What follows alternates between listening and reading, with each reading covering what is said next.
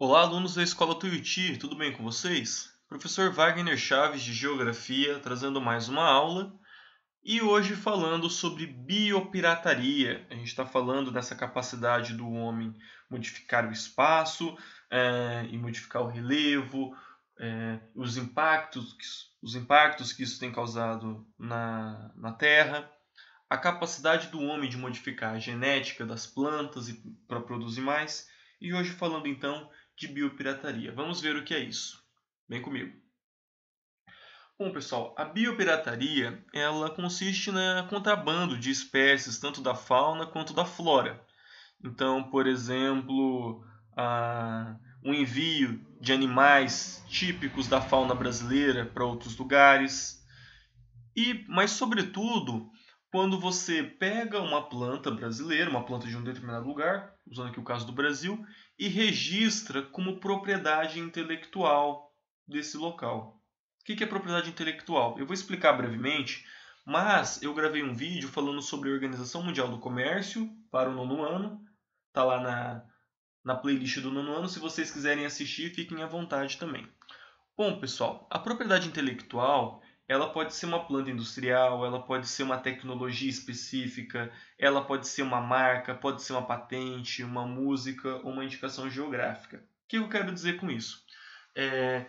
Se um cantor copia uma música de outra pessoa, ele está plagiando, ele está roubando a propriedade intelectual. E isso é cabível de processo. No mundo da música tem bastante isso. Por exemplo, às vezes um vídeo no YouTube que você vai abrir e fala esse vídeo foi excluído por ferir direitos autorais. Bom, uma marca, por exemplo, tem direitos autorais, uma fotografia tem direitos autorais.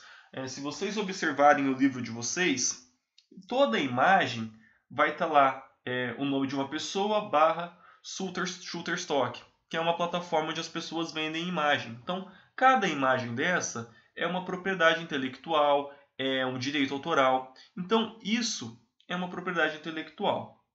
Mas vamos pensar aqui na indicação geográfica, tá, pessoal?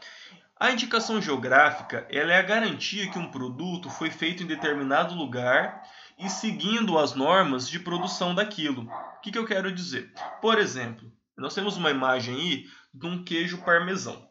O queijo parmesão não é esse queijo que nós compramos no mercado, nem o ralado, nem aquele em pedaço. Nós compramos um queijo tipo parmesão.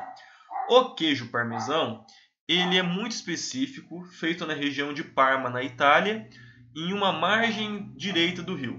Na margem esquerda já faz outro queijo que é o Grana Padano. Isso é uma indicação geográfica.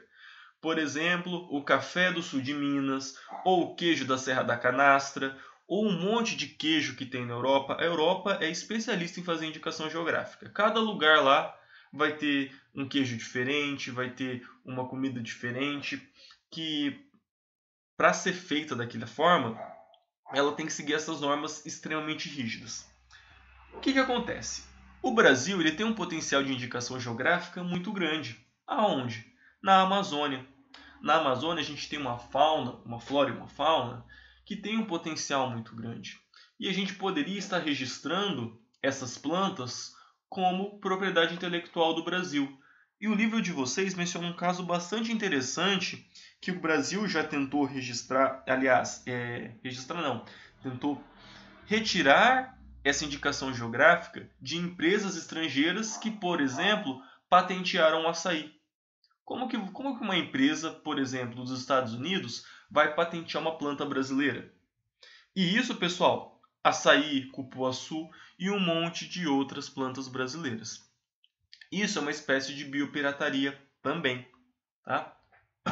Bom, e o principal origem dessa biopirataria vem da floresta amazônica. Ela possui a maior biodiversidade do mundo.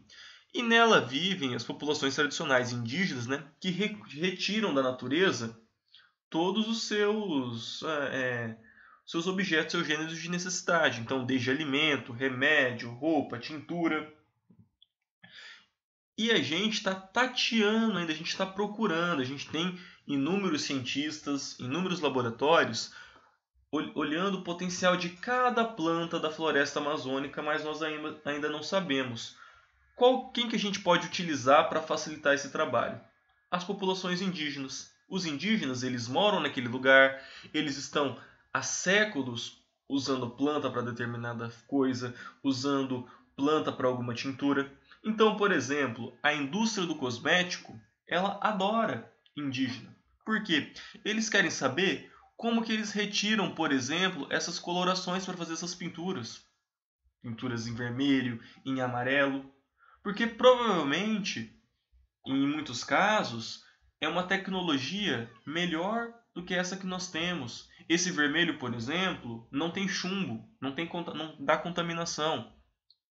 Agora, o que você não pode fazer é utilizar esse conhecimento de séculos de uma população tradicional como forma de patentear uma marca. Se você patenteia, por exemplo, uma determinada marca, significa que outras pessoas não vão poder comercializar ela. A gente teve um caso recentemente de um chefe de cozinha que esteve na região amazônica. Ele conviveu com uma etnia e ele pegou o prato desses indígenas e reproduziu no restaurante dele, vendendo por, sei lá, centenas de reais a refeição.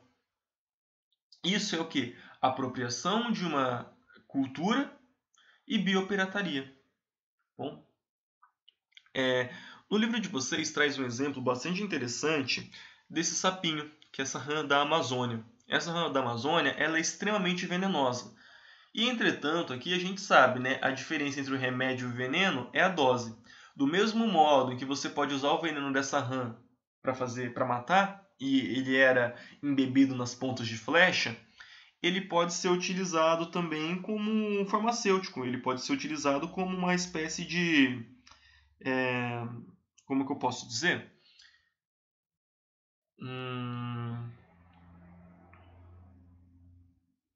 Me fugiu a palavra, pessoal.